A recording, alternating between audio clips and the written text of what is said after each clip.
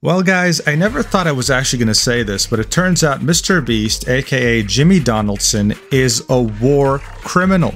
He has so casually inflicted psychological torture on an ex-employee that he literally breaks down crying while trying to recount details. Forget about Ava Chris Tyson, this is not even related anymore. This is about Jimmy as a person and how terrible he is. Because Ava truly was the tip of the iceberg. One of the highest ranking members of MrBeast YouTube LLC for a long time was a known criminal on the sex offender registry.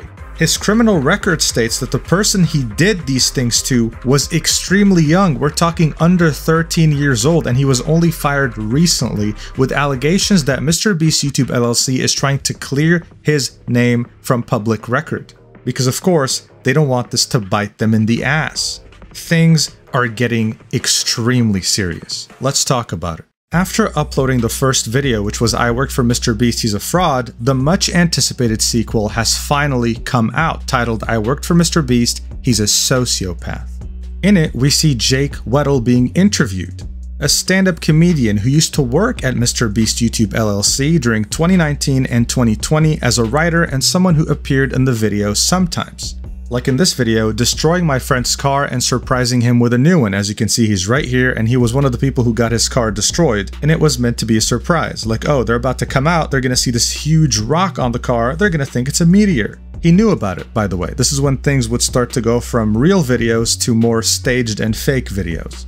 According to him, of course. Now what happens next is that he notices that he's barely making any money compared to how much the videos are generating. And he talks about the political nature of MrBeast YouTube LLC, how if you were on Jimmy's good side and you praised him and you stroked his ego, you'd appear in videos more and he would give you random bonuses. But when you were on the bad side, and Jake Weddle was on the bad side, you would get nothing. He would be in videos all the time, but he would then get edited out of the videos most of the time. He tells this to another writer that he really likes on the team, like, hey, you know, maybe we could negotiate a little bit, we can let them know about how we feel, etc, etc. The other writer was reluctant, but Jake convinced him. They both go and try to negotiate, or at least argue their case, and they immediately just are told, well, cool. The next day they show up, they're fired.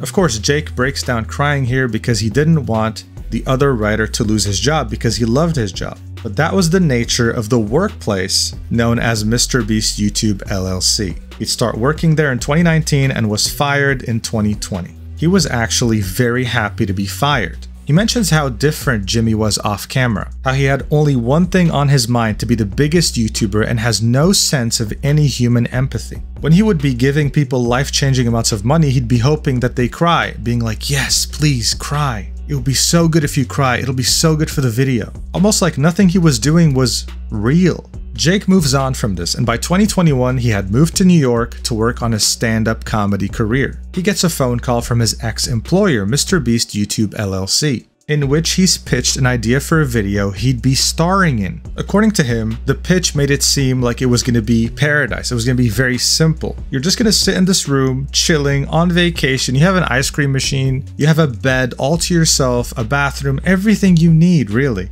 All you have to do is survive in this room for 100 days, and even better, every single day you sit there, you get $10,000. Only the last 5 days are going to be hard, you know, you're going to be tortured a little bit, but otherwise, easy. And to Jake, this meant two life-changing things. First off, he was going to be fully starring in a video, right? He's usually always edited out, and the editors told him it's because of his strong personality. So that's awesome. He gets to actually flex his comedic bones. And second, $10,000 a day. He comes from a very rough background. So this is a very life-changing amount of money. He said yes and went back to North Carolina immediately. Now, what many people don't know is that this video wasn't released, and it was a testing ground for the video that did release starring Jimmy called I Survived 50 Hours in a Maximum Security Prison. Actually, what's even more interesting and wasn't mentioned as far as I recall in the video from DocPack was that the same set, the same exact room where they put Jake was used in the video $10,000 every day you survive prison. Jake has given us pictures, and as you can see, it's the same exact set. And here's Jake himself. Jake says that while it may look cute on video, The facility had a lot of problems. The hot tub had no filtration system, so it would smell after 3 days. The ice cream machine's dairy was very strong, so it would also be very smelly. This room had a septic tank. That was its plumbing system, so that also was smelly. Overall, it wasn't a very nice room to be in. And he had just agreed to a challenge of staying here for 100 days in solitary with no human contact. He didn't even last more than 10 days. You have to understand, Jake is genuinely a victim. This isn't some sob story. He would literally start trembling and crying whenever he would recount what happened in that room. He was cut off from human contact, but the worst part was that they would not turn off the fluorescent lights. And he had no source of sunlight, no windows. He could not sleep. He still suffers of insomnia today. And the symptoms started during this challenge. Imagine being in a room, right? A smelly ass, small, stupid room, and you have no sense of time passing. You have no idea how long it's been, the sunlight, the moon, nothing, zero. This is what solitary is. It's meant to be torture.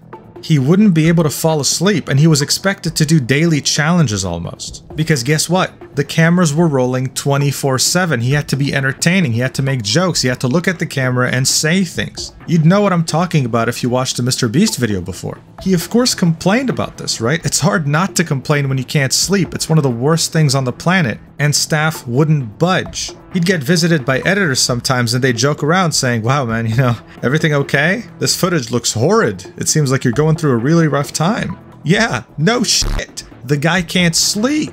He was able to briefly speak to one of his friends on set, telling him about the fact that they can't turn off the lights, and his friend jokingly said, well buddy, that's a war crime. We can't even do this to terrorists. That's sleep deprivation. And the worst part is, he's right. So at this point, Jake's already thinking, you know what, screw the money, I cannot do this for 30 days, let alone for 10, I need to get out immediately. Then Jimmy shows up, asks, hey, why is he sleeping? And staff says, oh yeah, he's having a hard time sleeping. And Jimmy says, well, wake him up.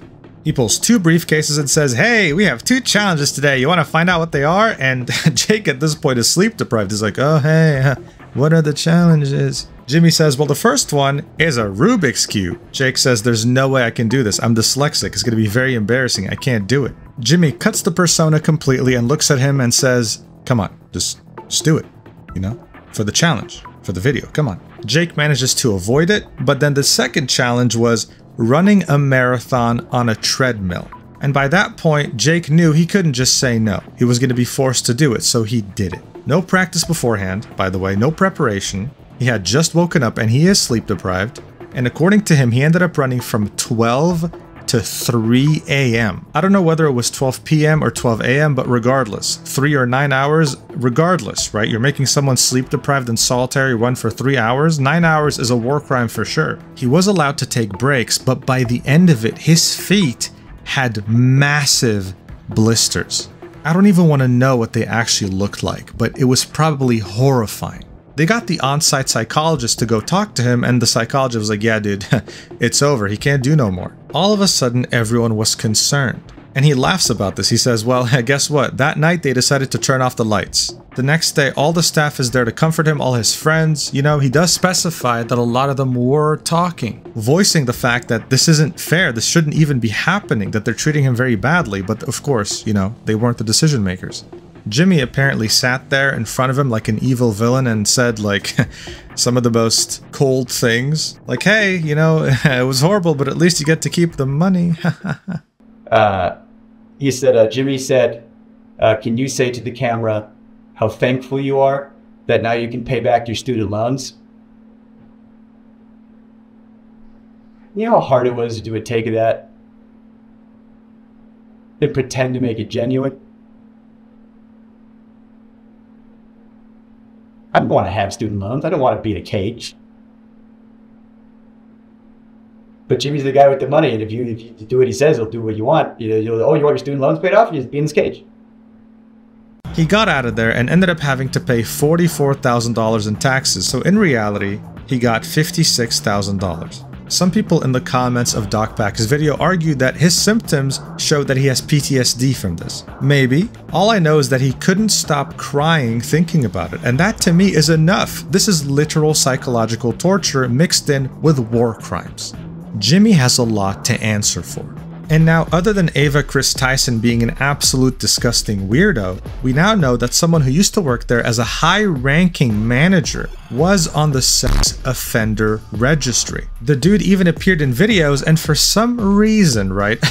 some reason, chose to put on a mask. I wonder why he's trying to hide his identity. His charge is from the state of Delaware. The victim's age is from 1 to 11 years old. That is ridiculously young. And his charge is 4th-degree sexual intercourse. Victim less than 18 years old. The excuse of, oh, I didn't know, doesn't pass now, Jimmy. This is ridiculous. By the way, you know how MrBeast has this philanthropic project called Team Seas where he clears oceans and seas and beaches of trash? Well, it turns out he left heaps of trash during the filming of a video near a body of water. At the end of that video, he actually says, "If you're wondering, yes, we did ensure the lake was completely cleaned up after this video." DocPack ended up emailing the site in which MrBeast filmed, and they confirmed that he did indeed leave a lot of trash in this area. Interesting.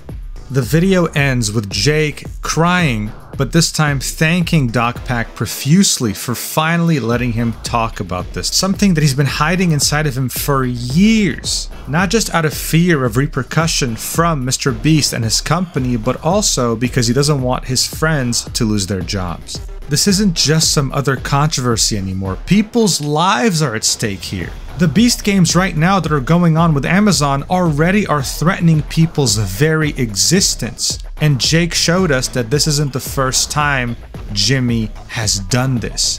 We need answers and we need changes now because this is unacceptable. Anyway, thank you for watching. It's 7 a.m. right now. I'm about to upload this video. I'll see you in the next one. I think I need a vacation. I love you so much. Mwah.